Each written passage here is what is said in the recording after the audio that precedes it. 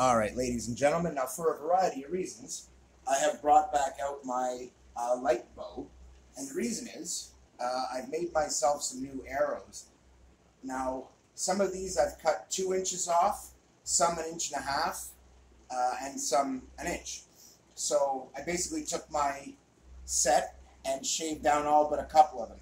And the reason is, it seems whether it's my heavier bows, my medium bows, or my light bows, the only one that really has the draw length to fire those arrows are the lighter bows. The problem with that is the lighter bows don't want to fire them because they're heavy. So, got a pin. It's in the corner of the target, as you guys can see. I'm going to try and put up a group. So what I've done is I've shaved these ones down. Now this whole set of 3 is now running at a 26-inch shaft length,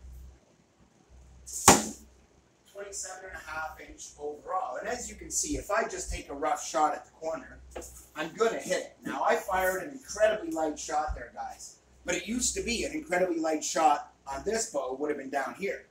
So I'm going to fire just a normal loose draw. I'm not going to be anywhere near full draw length, guys. And I'm just going to aim for that pin and fire a shot. Now, you can see I actually hit the pin here. And this is how accurate this is now, where it's consistent. But I have specifically built arrows for this bow and for my other light bows. Now, as you can see, it has no trouble climbing up either in terms of its altitude. So this is still nowhere near a full draw length, and it's pinpoint perfect. It used to be I needed almost a full draw length to get these out to any kind of reasonable distance, and at 10 meters, this bow wasn't able to cut it. It needed a full draw, and I had to aim up. So we were already outside of its comfortable range. Whereas now we're at 20 feet instead of 33 feet, and it's pinpoint accurate on a light draw. So there's a big improvement there. And all we've done is shave off 2 inches from these arrows. And now they're much more accurate. In fact, I had my pin pretty much pointed right at that point. So I'm going to aim dead for the corner itself and try and smoke my pin again. And it came off a little. I still have to dial in the bow, but I've noticed it seems consistent that no matter the set, one of them will always be perfect, and the other 2 will seem to have trouble getting into the target. And this is where it comes in getting them all identical. Now, I've shot these off different bows and find they're all pretty much identical. So, I'm just going to pop a couple of shots and kind of throw them in. And what's interesting is that I'm aiming for the corner, but they both came right. This is one of the things I don't like about these little light bows. They're very hard to shoot accurately because what happens is it's so easy to torque it. You really have to be very gentle with the draw, very smooth. And then all of a sudden you get these perfect accurate shots where you can smoke the pin over and over and over again.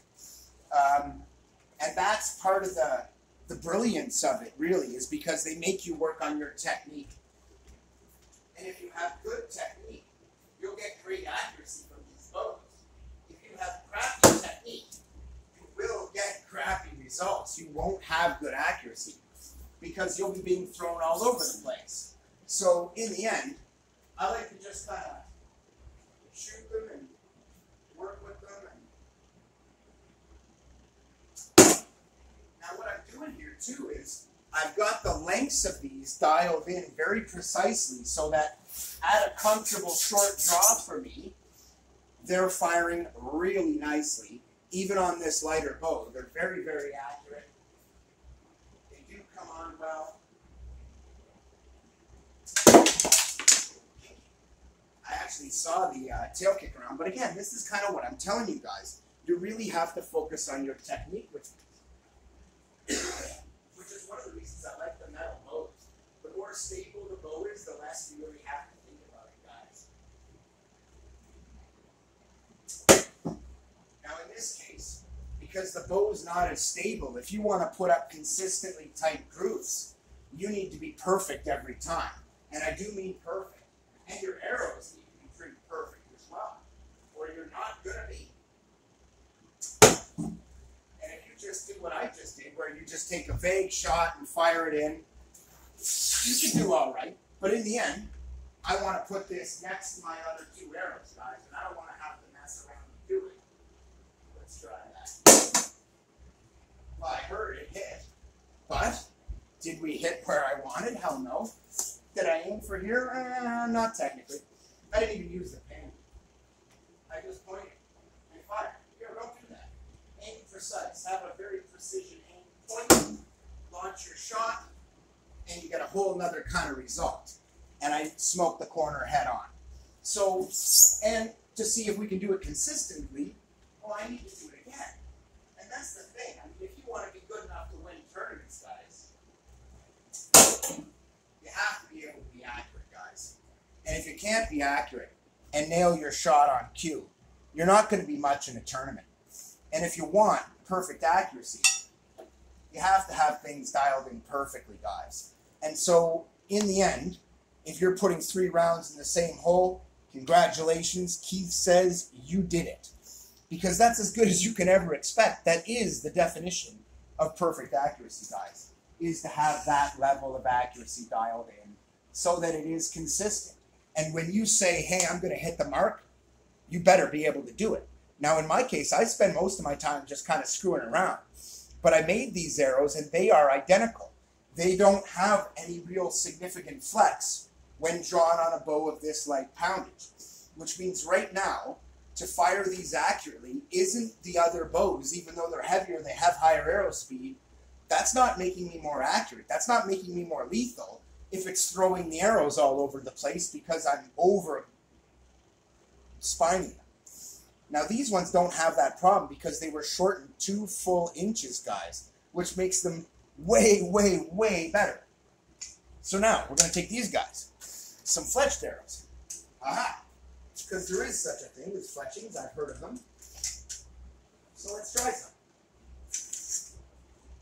So I took some of my favorite of my new fletchings, and I have just kind of incorporated them into my Zen. And now they are a part of my Zen. Simply said, let's get Zen, baby. Now, in this case, I was kind of going, I don't want to hit my arrows, and I am just a little high and just a little left. And that makes a big difference. I'm not going to do that. I actually want to stack every one of these arrows into that hole. So let's try that. Because I want to see if these are accurate.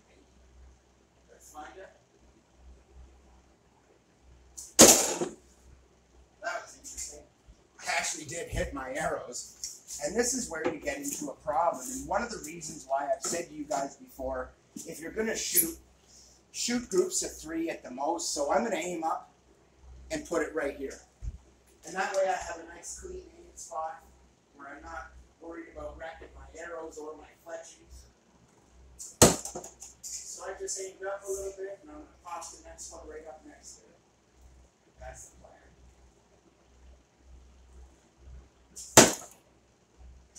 That one I just kind of took to my eye and fired and didn't really plan it. I just kind of wanted to see how they shoot there.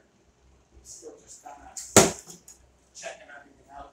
And I've never fired any of these new fletchings off of this bow before, but the first one there, as you can see, I aimed dead for the corner, and I absolutely murked it through the corner. So the other 2 I just kind of fired off to see what would happen. Now I'm going to try and bury them through the same hole like I did this time. This is a great exercise for you to work on your consistency. Keep in mind, too, these are all either bare shaft or different fletchings. A little high, but different fletchings, like I was just saying. You can't expect perfect consistency without everything being perfect. And some of these are different lengths. Technically, yeah, these 3 are exactly the same length. 2 of these are the same length, one of them is not. And you can see here, we have 2 that are slightly different lengths. If I make them perfectly even, At the 10, they're about ½ an inch different. And that does change things. The longer the arrow is, the heavier it is. Also, they have significantly different fletchings. So in this case, I just kind of pulled the shot pretty hard just to see what would happen. It came up real nice too, came up pretty good. So I'm pretty sure my fletching's all right. If you're pretty sure your fletching's all right, you can cut off hard to the right or to the left, and you're pretty sure you got a good thing going there, repeat it, and you'll know. So I'm just going to launch a few of these and see how it performs. Because really, this bow isn't made necessarily specifically for these arrows. At the same time, it is a good bow, and it's a good representation of how it shoots with how these arrows are performing. But they're not being pushed to their limit here because they're not being put to their maximum poundage. With the other bows, they are, and they perform really, really well. Within the limits of the fact that the bow keeps moving because it's not locked in yet. I haven't screwed them all together yet. I've still been just kind of testing and experimenting. Before I do, I want to get them really thoroughly locked in.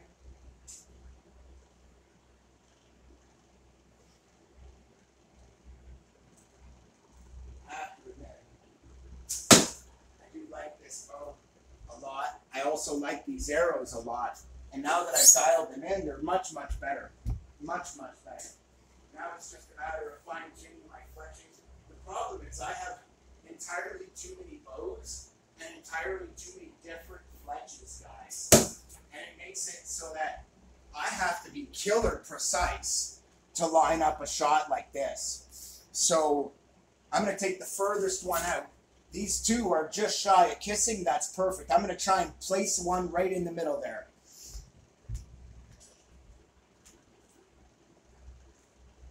Again, that means mostly I'm just looking at my fletching, adjusting, drawing smooth, taking precise aim and launching a shot. And as you can see, when I can call my shots, it's pretty good. Now this did hit these arrows. And from my perspective, it was coming on perfect and smoked the tail of this other arrow. So that's, I don't know, I saw it hit it and get deflected. So it was actually coming for exactly precisely where I aimed it, which is actually pretty damn impressive. So this one I just pulled a little higher aim. Sure enough, it's a little higher. So now that I've verified it does feel like it's shooting right where I'm aiming. So I'm going to try that shot again and see if I can get past my other arrow without wrecking anything. Just to try and get the tightest groups that I can get with this. Certainly, you know, I wasn't kidding. I thought I'd make a tight group with these, and sure enough, it hit there, no problem. So I know that I'm capable. I know that it's capable. Let's go right here. It's like a warm-up shot, you know? See if you can make it. Okay, so in this case, I felt like the arrow was starting to slip, and I really shouldn't have let it go. What I should have done was relax my draw. If you feel you're maybe getting a little sweaty, you got to wipe it on your pants or something, do that. Don't let the arrow slip out of your hands like mine almost did, because it'll throw you right off. And if you were in a tournament or something, that actually counts. You just fired a shot, man. And you are way better off taking the time to correct your slippery hands before you take your shot, guys. And a little talcum powder or something like that can go a long way.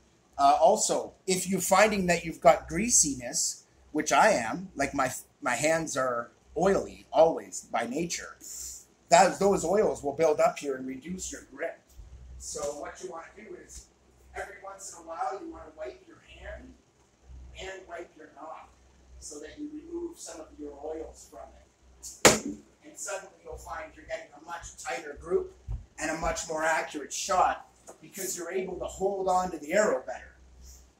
So now that we're coming in at about the right altitude and all that, see, I like to kind of do practice shots on something like this because I don't want to actually hit my arrows.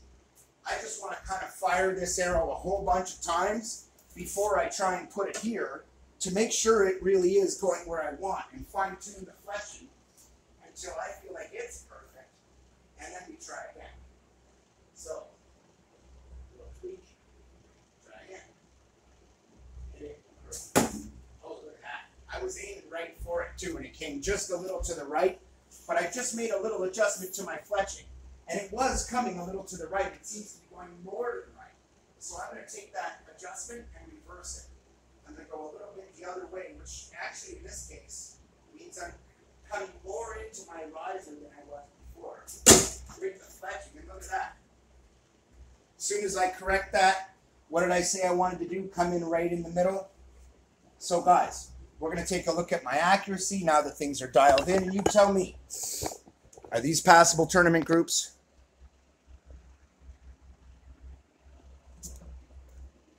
There's my thumb, and I can completely obscure from any angle those behind my thumb, guys. So that should tell you something. And if you don't believe me, I wasn't kidding. From any angle, they're so tight that I can obscure them with nothing but my thumb completely, which means every one of these is a sub 1 inch group. These are half-inch groups, guys. If you've ever wondered what a half-inch group looks like, that's a half-inch group. And it is 2 separate half-inch groups with fletched, unfletched, and different fletchings. Ooh, spooky. Only they're not. They're actually the exact same fletching, only done slightly differently. These two are actually bang on identical, and this one is the same, only it's slightly shortened. You see how the front of this has been reduced, whereas these ones have their full front?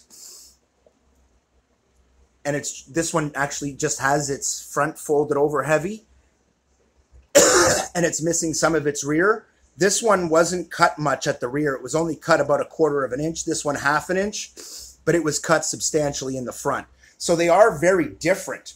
And because you look at them visually and can immediately pick out the differences between the three, they're substantially different. This one has a tighter curl here than this one does. This one also has a tighter curl up here than this one does. But that's because if you have a tight curl here, you don't want a tight curl here. That's just from experience. It'll be too much. And this one can be a really tight curl, but it's really shaved down. This one's really minimalized as much as I can. And any more reduced I make that fletching, they become less effective right away and less accurate. So none of that is good or what I actually want. This is going to conclude my segment on perfect accuracy, guys. And what I'm going to do here is talk about the lengths of these arrows. So what I've done to achieve the final step of my perfect accuracy program is to, now that I have my fletchings dialed in, I know the tips I want. I've dialed them in for center of gravity, which is to weight. Then I trimmed them down. This set is all 26 inch. But they're actually 27.5. They're 26 inch. Oh, no, sorry. They're 27 inch shaft length. They were cut down a full 2 inches. Now, the other ones, which means I'm right. And the reason is the other ones were actually, when these came stock, they were 28 inch factory shaft length. Total length was 29.5. So the way they're configured now, they still have the same tip and tail, which means they still have the extra 1.5 inches on their shaft length. But I took 2 inches off the shaft length, which makes them, like I said, 26. But that makes them 27.5, technically, total length, tip to tail. These ones are a little longer. These ones, there are 2 that are 1 inch off, so they're at 28.5 instead of 27.5. And the other one will be at 28 3/4, or sorry, 28 1/4. So they're very close to each other in length, and therefore in spine. And this was one of the demonstrations I wanted to make to you, that this is consistent enough where I can just throw shots and have fun and shoot decent groups. And when I want, I can turn it on and make it perfect and hit my pin, even if it's real small and I'm at a pretty decent distance. I'm nowhere near a full draw length to fire these with this kind of alacrity at this point. And that's it. I mean, really, I don't need anything else. But the final step was to take my 29.5 inch arrows and acknowledge that they were much too long and much too heavy for this bow and for any of my others. This is the lightest one. And you guys have seen this one a bunch. This is my light takedown bow. I've always said that it's very accurate. And I don't always show it in my videos because I don't want to make the tightest group. You end up damaging fletchings. But until I've got them perfect so that I can make them hit their perfect targets and keep their spread. You notice here, you see the spread is identical. We got two arrows together, but close enough. If they have fletchings, it's not an issue. Far enough that if they have fletchings, they're not going to be a problem. The third one a little high and up to the left. Okay, well, that's perfect. That's what I want. So those fletchings stay nice and separated by space, okay, just like this. So until I am actually confident that I have everything absolutely perfect, I don't start trying to nail half-inch groups. I just don't. And the simple fact is, if I can nail half-inch groups, I don't know what you guys, if you guys knew this, but this would represent me hitting the 12 3 times. I have been told that you can't hit a 3-point target more than twice, and I will say to you, you can. You can hit, a 12-point target more than twice because you won't have the room. You can, but you have to hit edge, these two pinned together, and this one right in the middle. If these are totally pinned together, you won't have the room to get the compression here. You won't have, it needs that little divot so that they can sit tight. And if you can get them all like this and like this, you're good. You got your half-inch group. Theoretically, that means you could smoke the 12 at this distance and put every round through it. Well, that's perfect accuracy by definition. Being able to control the tails precisely enough to repeat my groups consistently and predictably so that I can just film it, do my demonstration, and it works, is more challenging than you might think. But it really wasn't that hard. The shelf is dialed in perfect. My little sight is dialed in perfect, so when I aim with it, it actually functions. And as you can see, you know, it really does pay dividends. But I never got great accuracy, fletched or unfletched, until I got the spine perfect. So the final lesson is getting your spine perfect. And that is going to change with the bow, you might think. But I will tell you that these started at 500 spine, a fairly heavy 29.5-inch length. And because of those specs, they were over-spec. They were over-heavy for their spine. And when they launch, they tend to do this with any kind of hard force. And it makes them throw off all over the funky place. I don't like that. Also, I talked about the weight of these potentially being a problem. Yo, it's really not. I have 2 of these on this bow, and it's pinpoint accurate. So you can't tell me that the weight of that is throwing those off. That wasn't what it was. And no matter what I thought, as soon as I got my spine dialed in, I noticed they were perfect. Now, when I step up to the other bows, I found the exact same thing. I can shoot through the pin and hang my bow on it. So this is the definition of perfect. Now, a lot of guys are talking about how they're going to have to change their this and change their that. What I recommend is you just buy some 29.5-inch cheapies like these and then cut them down. And you'll see as you trim them down, they get really nice because once they're short enough, they have a really good stiffness. You go with 26-inch shafts at this, order them 28 at 500 spine is what I did. So I would order now 26 at maybe 700 or 600. And I think that those in that range is perfect if you're going to shoot 50 pounds and up with these arrows. But I will also reiterate that this is not that. This is 38 at 28. And so it's under 40 pounds.